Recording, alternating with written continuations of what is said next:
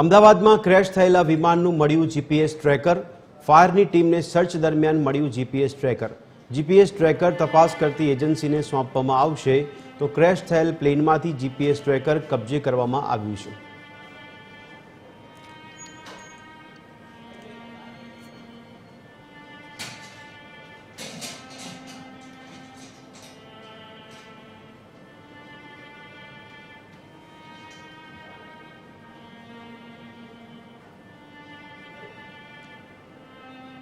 તો black box શું હોય છે તેની જો વિગતવાર માહિતી આપણે મેળવીએ તો સ્ટીલ ટાઇટેનિયમથી બનેલું આ બોક્સ છે. પ્લેનને લગતી સૌથી મહત્વપૂર્ણ માહિતી છે તે રેકોર્ડ થાય છે. આ બ્લેક બોક્સને લઈને જે માહિતી છે તે આપણી સમક્ષ છે.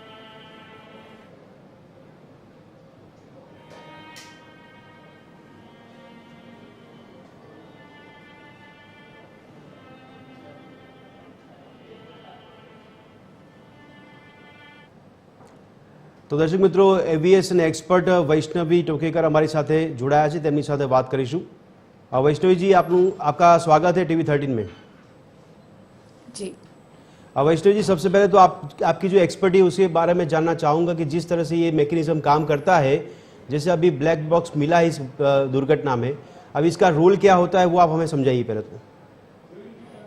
ब्लैक बॉक्स का महत्व ये है कि ब्लैक बॉक्स के रिकवरी के बाद अब जैसे ही उसकी क्या कंडीशन है, फिजिकल कंडीशन, उस पे अगर इतना ज़्यादा इम्पैक्ट हुआ है जिस तरीके से वो टकराया है, तो अगर उसकी फिजिकल कंडीशन, उसको कोई डैमेज ना हुआ हो, तो 24 घंटे के दरमियान उसमें से हमें अब एयरक्राफ्ट की क्या ऊंचाई थी, क्या उसके पैरामीटर्स थे, इक्विपमेंट में कहाँ कहाँ क्या क्या अगर गलतियाँ थी तो वो दिखाई देंगी, या इंजन का क्या कंडीशन था, अंडर कैरेज का पोजीशन क्यों मतलब रिट्रैक्ट हुआ या अंडर कैरेज रिट्रैक्ट नहीं हो पाया, इंजन का क्या पैरामीटर था, ये सब उससे हमें पता चलेगा. स्पीड कितनी थी, हाइट क्या थी जी. उसके अलावा ये सब मतलब एक बार वो ब्लैक बॉक्स रिकवर होने के बाद अगर उसकी कंडीशन सही है तो 24 घंटे में उसके अंदर जो भी इंफॉर्मेशन है वो डाउनलोड करके ये जो जितनी भी एजेंसीज है जो इन्वेस्टिगेशन कर रही हैं उनके पास वो सारी इंफॉर्मेशन आ जाएगी.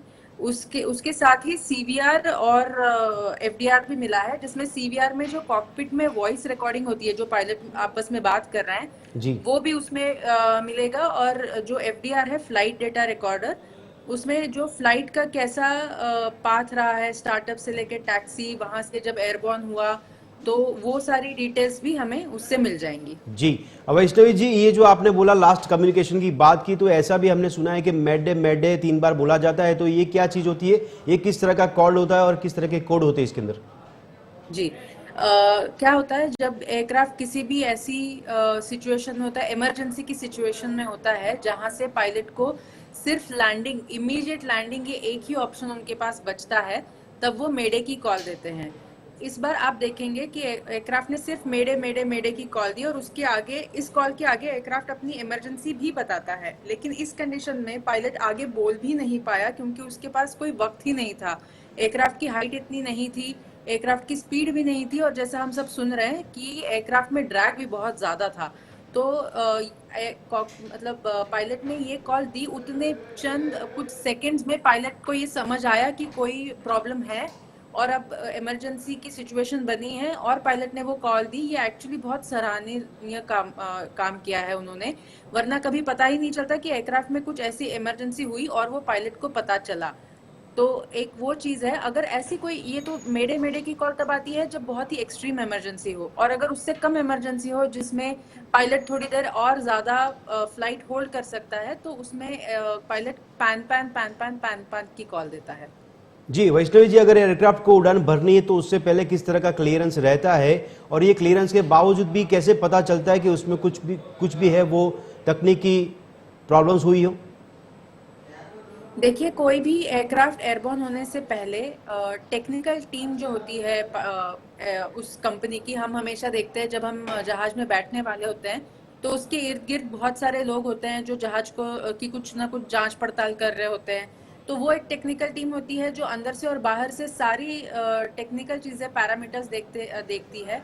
उसके अलावा जब पायलट भी आता है तो वो भी एक बार बाहर से पूरा एयरक्राफ्ट चेक करता है, जिसको हम एक्सटर्नल्स कहते हैं. और उसके अलावा वो जब एयरक्राफ्ट में बैठता है तो पहले तो अपने वो इक्विपमेंट चेक करता है, उसके बाद हर एक इंजन एक एक करके ऑन करके उसके बाद क्या इंजन के सारे पैरामीटर सही है कि नहीं ये चेक करते हैं और फिर ही एयरक्राफ्ट स्टार्ट होता है। जी वैष्णवी जी, एक लास्ट सवाल आपसे पूछना चाहूँगा, इस तरह के हादसे बनते हैं, अगर पहले भी ऐसे हादसे हुए हैं तो इनसे हम क्या सीखते हैं और आगे के समय में क्या इसमें ध्यान रखने की जरूरत पड़ती है, क्या लगता है आपको? जी जैसे आपने अगर पहले भी देखा हो कि बोइंग का ये कोई पहला केस नहीं है, इससे जी। पहले भी इसी एयरक्राफ्ट में क्रैशेस हुए हैं अलग अलग चीज़ों से।